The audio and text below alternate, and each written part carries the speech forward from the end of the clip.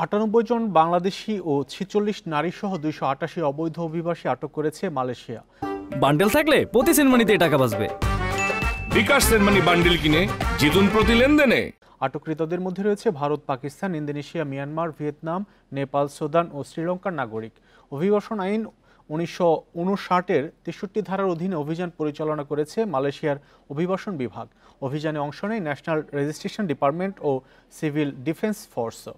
আটককৃতদের কারো কাছে এই দেশটিতে থাকার বৈধ কাগজপত্র নেই বলে জানায় সংস্থাটির উপপরিচালক। নিয়োগকর্তাদের বিরুদ্ধে কঠোর ব্যবস্থা নেওয়ার হুঁশিয়ারি দিয়ে অবৈধ অভিবাসীদের কাজে না রাখার পরামর্শ দেন তিনি। আটক অভিবাসীদের বেশিরভাগই খাবারের দোকানে ও কারখানায় কাজ করত। তাদের বয়স ১৮ থেকে ৬০-এর মধ্যে।